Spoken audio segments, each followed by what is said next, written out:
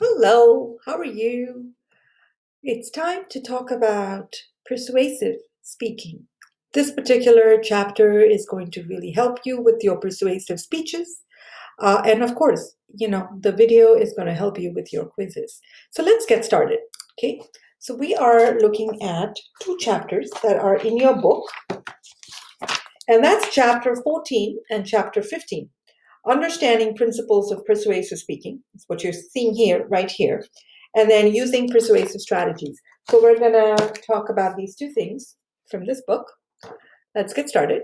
And what am I going to do here? I'm going to hit the play button. You're going to stop seeing me. And you're going to start looking at the screen. Make sure you take notes. It's important.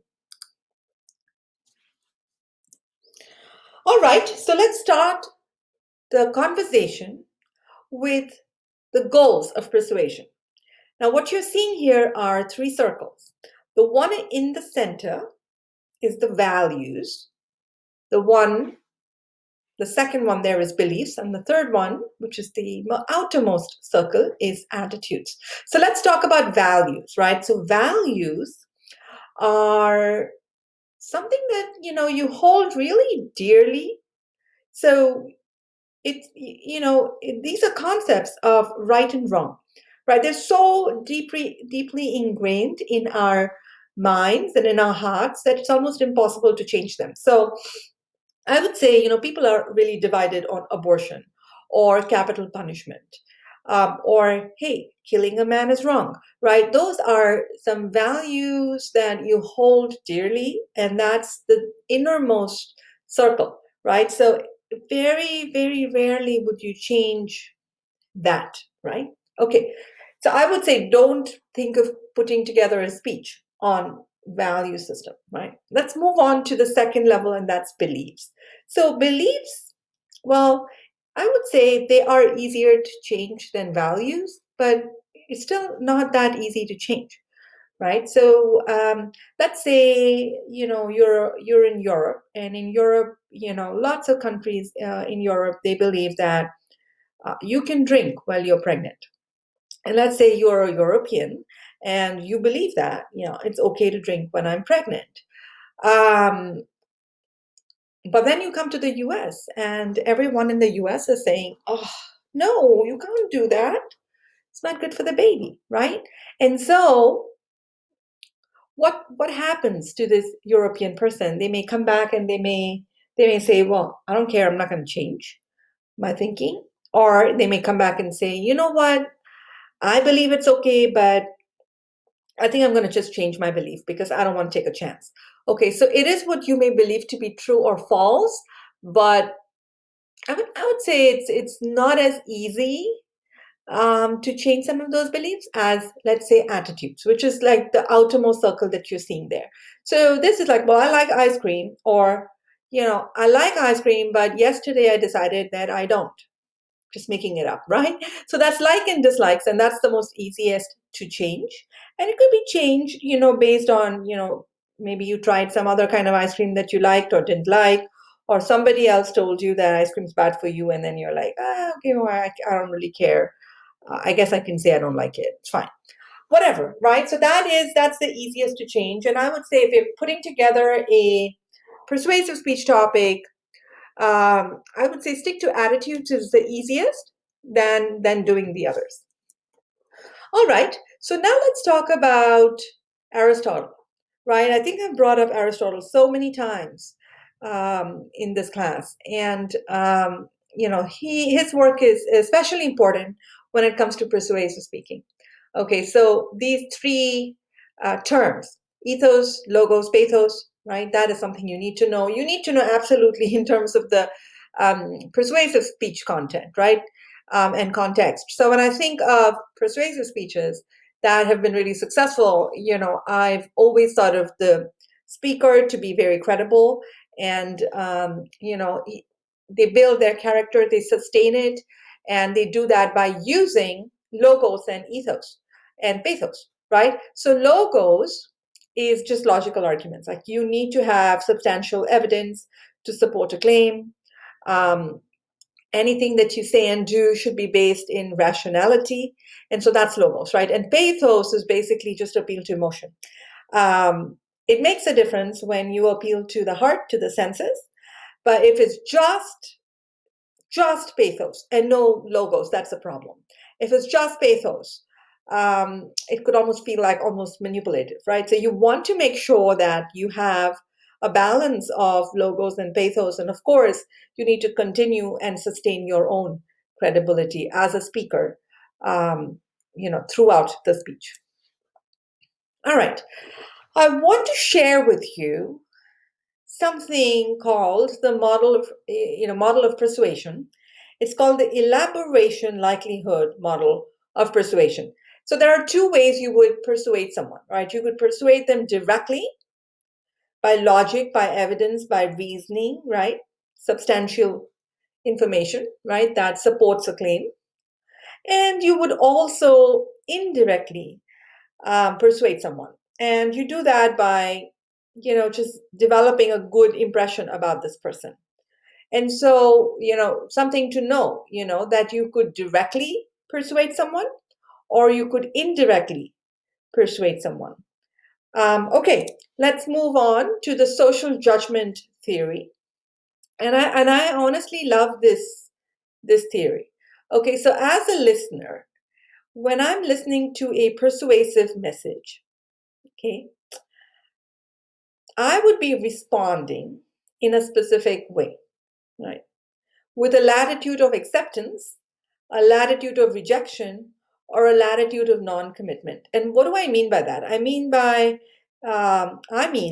that I may listen to a message and decide to accept it, that it makes sense to me, I agree. I could decide to completely reject it, like it doesn't make sense at all. It's a terrible idea, right? Or a latitude of non-commitment, like, which basically means like, I don't know what I feel about it. Like, I don't care either way. Okay. So that's called the social judgment theory. And that's something that, everyone should know about. Okay. So we'll come back to that. But remember what that is called, social judgment theory. Now, there are different ways to motivate listeners. Okay, so there's cognitive dissonance, negative motivation, unmet needs, and positive motivation. So you could use any of these four to motivate listeners to pay attention to what you have to say and to agree to it. Okay, so let's look at all four. Okay, so the first one there is cognitive dissonance. What does that mean? That term, cognitive dissonance, means that you're presenting information to your audience that kind of scares them or makes them uncomfortable. Okay, so for example, and you may have seen a lot of ads on TV that do that. Your health insurance, life insurance, right? Do you value your family's security? Well, then you should be worried about supporting them financially. If you are injured, then how will they be secure? Like, will they be okay? When someone tells you that, you start to be a little bit worried, right? So, a lot of these ads, you hear them saying, hey, the best way to feel comfortable knowing that your family will always be safe is to buy this insurance, right? Or life insurance or whatever it is, right? Disability insurance. So what has the ad done for you? It's kind of made you a little uncomfortable and made you think. And that is what we call cognitive dissonance. The other way of motivating listeners is looking at unmet needs. Okay, so figure out where they fit into this pyramid. So this pyramid, you might want to write it down. It's called the Maslow's hierarchy of need. So Abraham Maslow, he created this particular pyramid and he said, let's start at the very bottom. All right, you have physiological needs. This is like food, water, sex, shelter, simple stuff like that may help you survive. and be human, right? So that is physiological needs. Once those needs are met, then you start talking about safety, you know, finding a way to be secure, alarm systems. If you have an alarm system in the house, or a dog in the house that will bark at strangers, or you want to hold someone's hand while crossing the road, things like that. Safety, just that's number two. Once some of those very simple needs are met, then you move into social needs, and those are basically needs of belonging, that you want to be a part of a community, you want to be a part of a group, you know and you want to feel like you belong somewhere, right? So that is the third need. Once those all these three needs are met, then you start talking about esteem needs, and those are status, respect, power, right? So you aspire to that, right? So you know once you have that, then you start talking about self actualization, which that means different things in different cultures. In some cultures it would mean being one with God. um and in some other instances it might just mean that you feel like you've arrived, and you're good, like you don't need anything else in your life, you're done. Okay, so those are some of the needs, right? So it depends on who your audience is, what your topic is, right? And then you plan on specific unmet needs and discuss that. Okay, so if your topic is about, why should you join a social media network, whatever that is, right? So figure out where that need is. Like clearly that is your social need, right?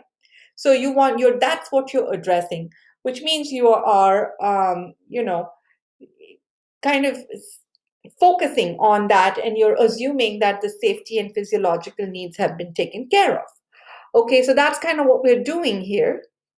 Whatever your persuasive speech topic, you know where the needs are. Why do people do what they do, right? And you look at this and you see, oh, okay, because they're in this part of the triangle. And so I need to, whatever I talk about should be connected to those unmet needs, and they'll pay attention because it matters to them. The third one is using negative emotions. So, this is kind of just a little bit similar, like cognitive dissonance, I would say. Um, it's, you're just telling people that if you don't do this, um, you know, it it's going to be a problem, right? So be ready to store lots of water to prepare for an earthquake, right? What have we done? We have negatively motivated someone. Earthquake is the negative motivation, and therefore, the solution is being provided. You need to do this, and if I'm telling you this because I'm an earthquake expert, you're going to listen to me, right? So that's more the ethos, more effective the fear review. And then you can also use positive motivation, right? Often that works as well. So you talk about the benefits. If you take a public speaking class, you'll get better, at speaking in a large crowd, right? So you're motivating people positively, right? But you want to remember that if whatever kind of fear appeal you use, that it is ethical.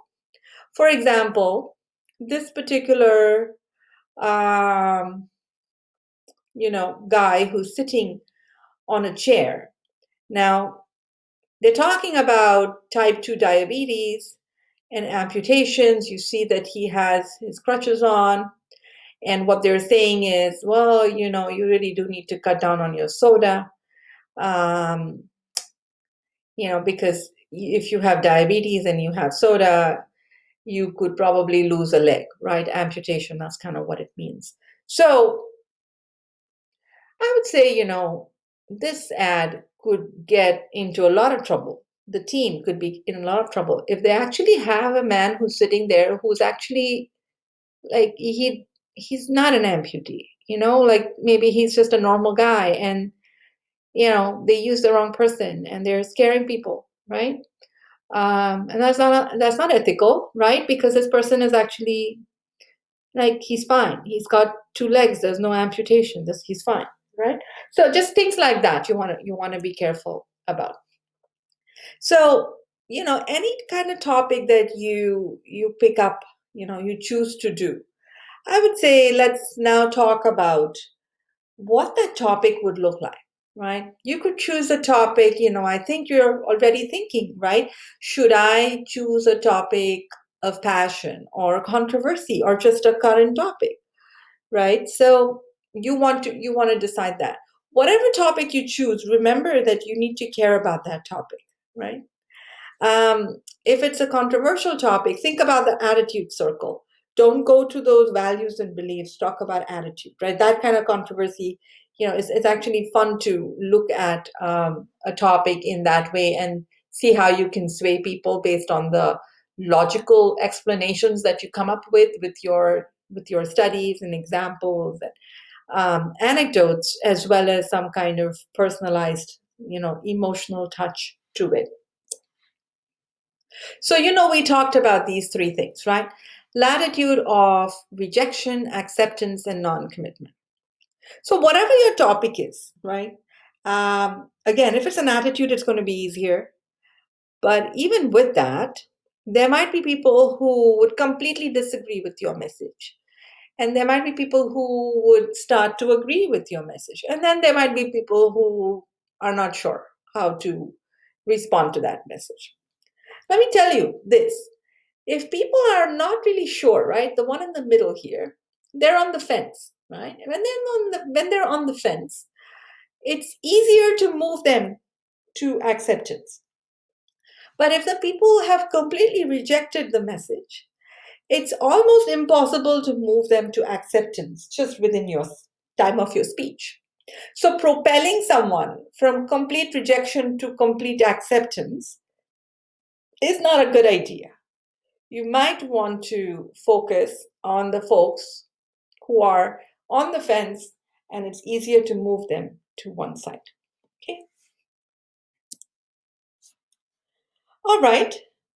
So now let's talk a little bit about the kind of persuasion that you are going to indulge in. So there could be a topic which is a proposition of fact. All right, which basically means that you're focusing on something that could be true or false, kind of borders on our belief circle there. So there are more terrorist attacks in the world today than at any previous time in human history, very much based in fact. Okay. And you can prove it, yes or no, based on several examples and resources that you can find. Then there's proposition of value. What is good or bad? Okay, now, yes, it can be a very strong value, which is like almost hard to change. But it could, and I'm not talking about the value system in here. We're still on our attitude circle. Okay, this is a statement that presumes what is right or wrong or good or bad, and it could be as simple as it is better to keep your financial records on a personal computer and use Excel than to do anything manually. All right, this is an attitude, right? But the proposition is that of value. And then there's a proposition of of policy. And this is a statement that advocates a change in policy, like all handguns should be abolished. That is a policy. This is the Constitution, American policy. And so you can change someone's attitude on that, right? By doing some serious research. And once you start doing the research, you can then develop that central idea and your main ideas. So then let's move on to the next chapter, which is using persuasive strategies. Before we use persuasive strategies, we first need to build and sustain our own credibility. Okay, so these are three phrases you need to know: initial credibility, derived credibility, and terminal credibility. Okay, so when before you speak, right, people have a specific impression of you. That's your initial credibility. Okay, then you come to the podium and you start to speak. And the listeners are now developing some kind of perception about you. Who is this person? What are they talking about? How good or bad are they? Right? That's derived credibility. It's the second one that you see in there. And the third one is terminal credibility. So once you're done with your speech, the listeners have a specific opinion about you. Okay. And that is terminal credibility.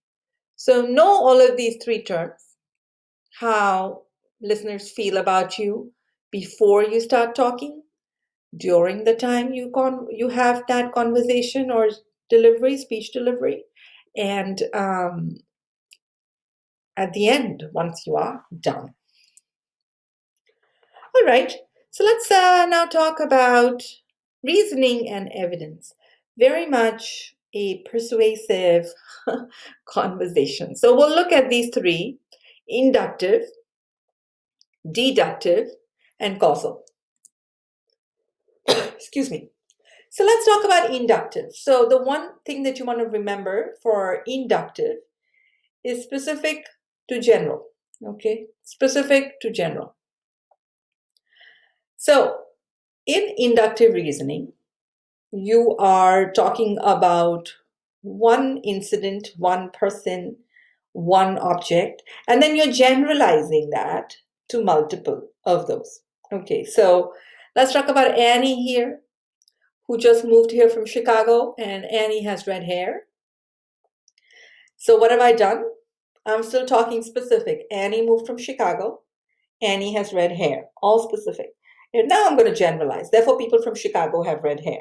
Of course, it sounds a little comical, right, to even say that. But what I'm trying to show you here is that people who have an inductive reasoning argument are doing this.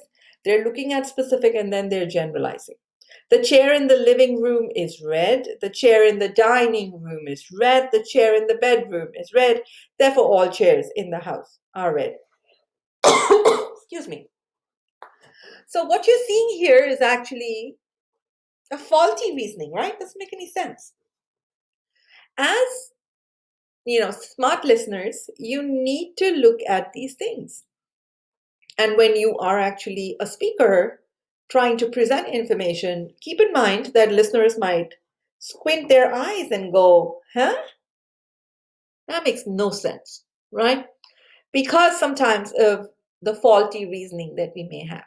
But inductive reasoning here is basically specific to general. If the chair in the living room, dining room, bedroom are red, they're all red chairs. Therefore, all the house chairs are red, is the way inductive reasoning works. So you want to ask yourself, are there enough specific instances to conclude? Usually you need a big sample size. Out of 40 chairs, if 37 are red and you say the other three are likely to be red, okay, I can, the sample's big enough for me to generalize. Okay. And you want to also look at, how recent those instances are. Okay, but that is kind of, sometimes it's absolutely not valid. It's just completely funny and absurd. But I'm just trying to help you understand the difference between inductive and the next one here, and that's deductive, and I'm going to get to that. Okay, so we're going to do one more of inductive here, right? The reasoning by sign or reasoning by analogy. So clap of thunder, dark clouds, sign of rain. In most cases, the two signs are helping us conclude something. The two specific things are helping us generalize something. White smoke from the Vatican Square, what does that mean? Okay, there is a sign that a new pope has been elected, right? So that's what we're talking about here, reasoning by sign. A few specific instances lead us to our general conclusion. There's also reasoning by analogy. So, capital punishment reduced crime in Brazil, so we should use it in America, is a reasoning by analogy. It worked here, so it will work there, right? That's reasoning by analogy. It worked in Brazil, in Argentina, and in Mexico, so it'll work in the US, right? So three specific instances, let's say, that lead us to a generalized conclusion. Can you make a statement like that? Well, yes and no. You can, as long as you're able to compare the two things, um, compare apples to apples. You know, how was that information collected? Are the variables the same? Are the data points the same? Is the data collecting method the same? Um, is there enough evidence to prove that it would work anywhere, not just in Brazil, right? Those are the kinds of questions that you tend to ask to, you need those analogies to actually start making conclusions. Now, this may seem very simple, but honestly, when you choose a topic and you do the research, you sort of lose sight of some of the very basic principles of persuasion. And so, this is a reminder. It's a reminder that you need to be careful how you make certain comparisons. Are you comparing apples to apples, or are you comparing apples to oranges, right? So, things that you want to think about. Okay, so I said we would talk about inductive and deductive, and this is deductive. All right, so deductive is like the opposite of inductive, general to specific. Okay, so for example, all cats have a keen sense of smell. This is Fluffy the cat, right? Fluffy is a cat. So Fluffy also has a keen sense of smell. So what are we doing here? There are three things to think about when you talk about deductive. You need a major premise, a minor premise, and a conclusion. So a major premise is your generalized statement. And then you need a minor premise that is your example, right, led to that state for that statement. And then you're concluding based on your major and minor premises. So let's look back at the sentence. All cats have a keen sense of smell. That's your major premise. It's a general statement. Okay. Now we talk about our example. And our example is Fluffy. So Fluffy is a cat. All right.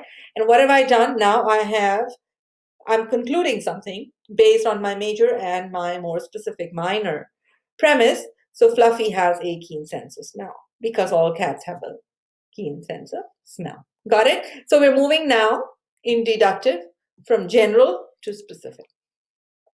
The third one is causal. So one thing caused another thing, right? A temperature below 32 Fahrenheit will cause the water to freeze. What are we doing here? We're moving from a known fact to a predicted result. We're reasoning from a known fact to a predicted result. And it could be backwards too, right? The effect led to the cause. All right, the earthquake, which is the effect, may be because of a fault line. Okay, the effect is because of the cause. Sorry if I confused you there, but the effect is because of the cause. So the earthquake is the effect, and it is because of something. Yeah, it could be the fault line, right, which is a cause or unknown one. But what we're saying is one event caused the other event. Okay, all right. Let's now talk about evidence. Evidence. And for your persuasive speeches, you need to come up with lots of interesting examples to substantiate your claim. Okay, so you could use facts that are almost directly observed to be true, right? Like the earth is round.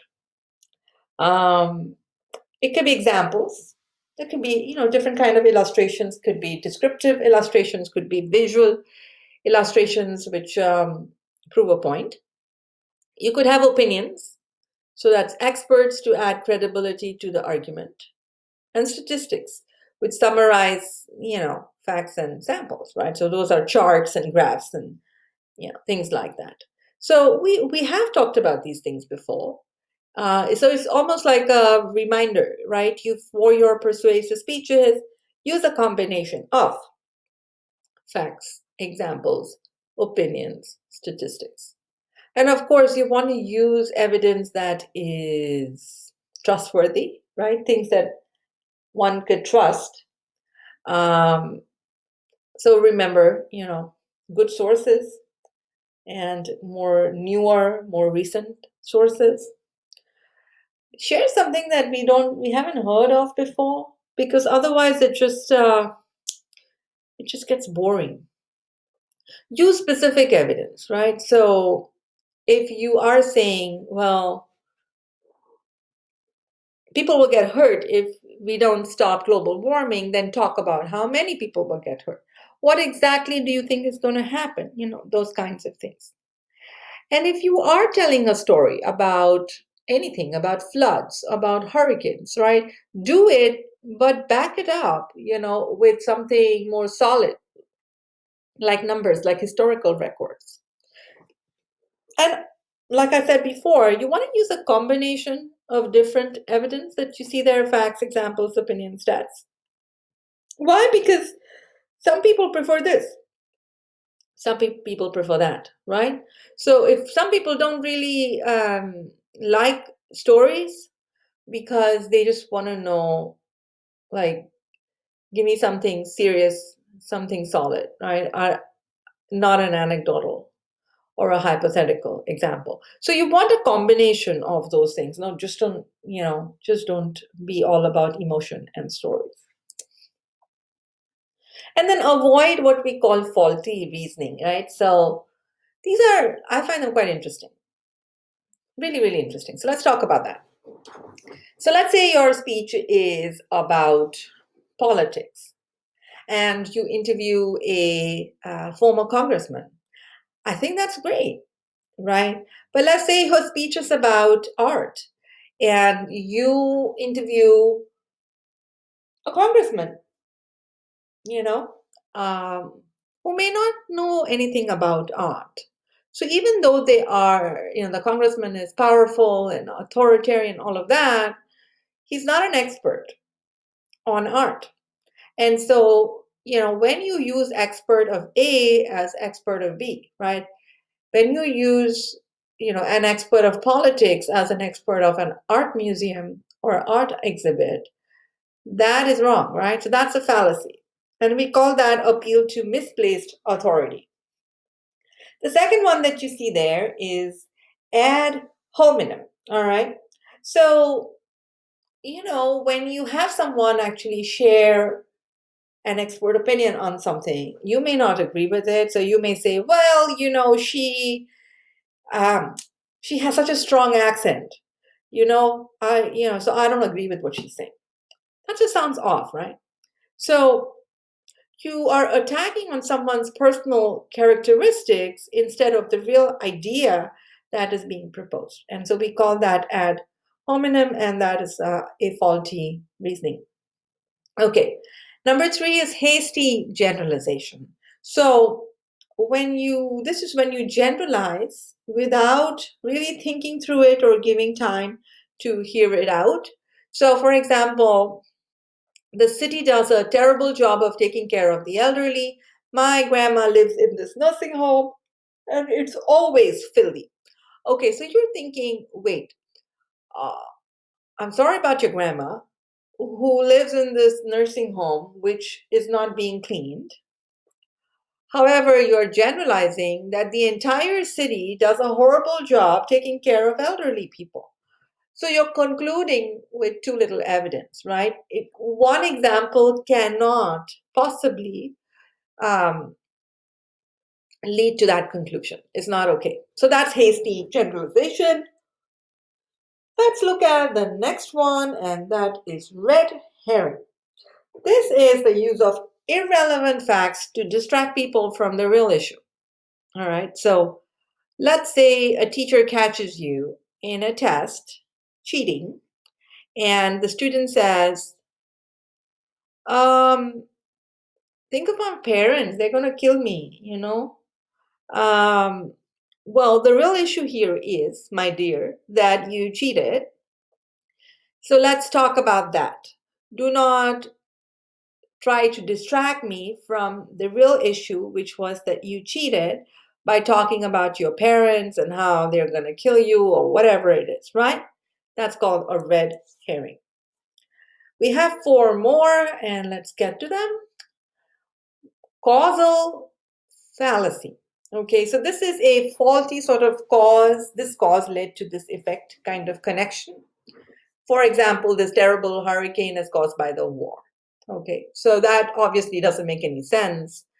You know, terrible hurricanes are often caused because of global warming, right? So that is the cause and effect, but this is a faulty way of reasoning.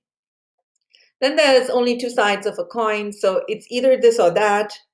You're not really considering other options. It is either vote for higher taxes or close the library, right? What we're doing is we're not looking at a third option. Maybe there is. All right, next one is conclusion does not follow from statement, non sequitur, which basically means, you are concluding based on something very random, right? So you should endorse me for Congress because I got three children. That makes no sense. Absolutely not, right?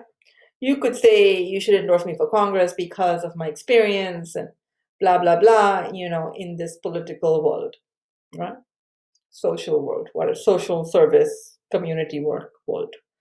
But the conclusion here, in the example you're seeing on the screen, does not obviously follow from that statement.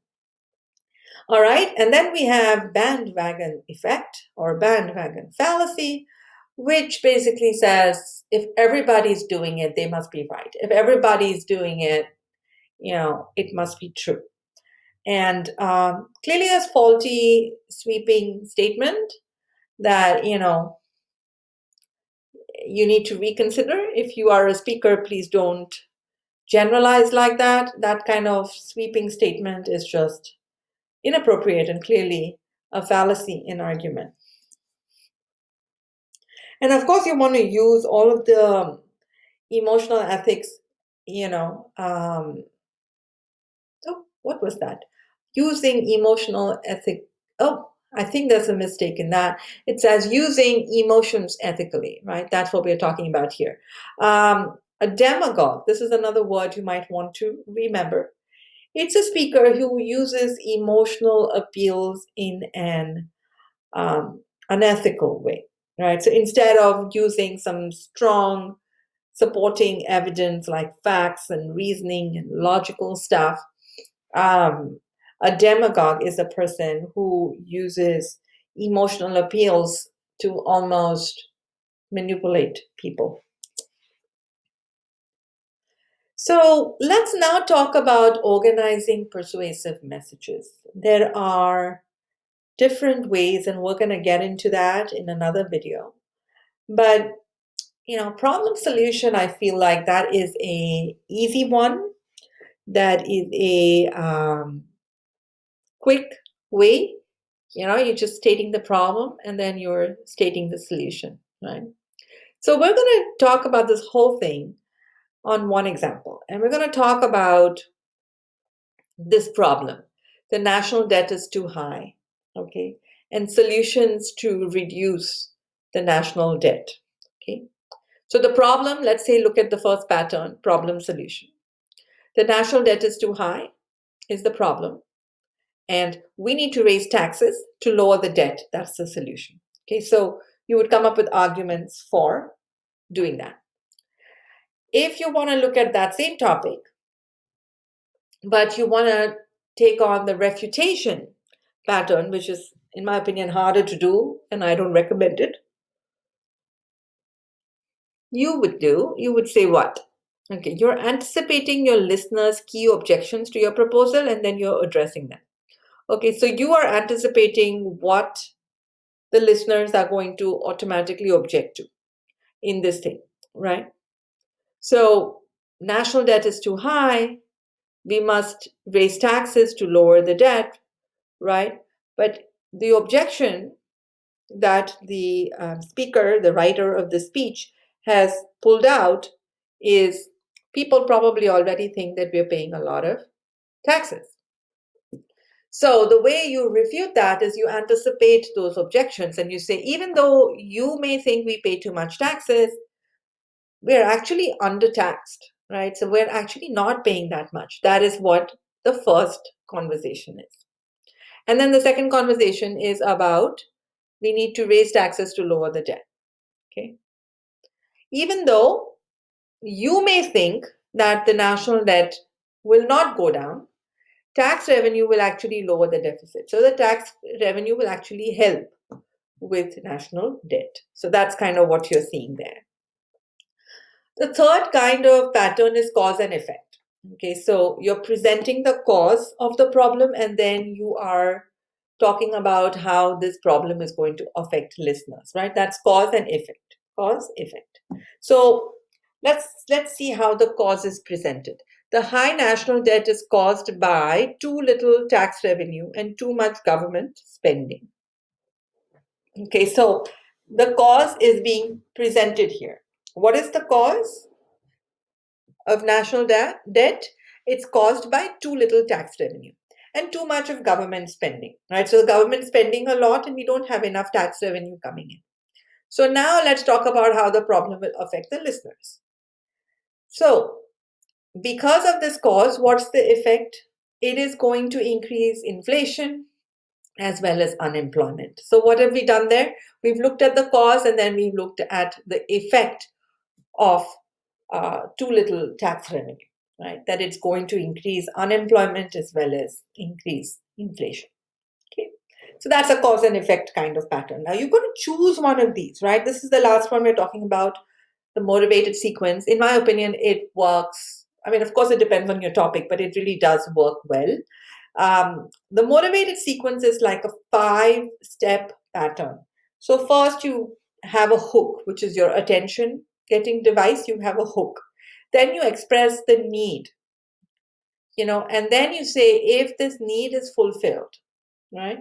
Or let's say you express the problem, right? And then you say if this problem is solved, if this is what we will benefit from.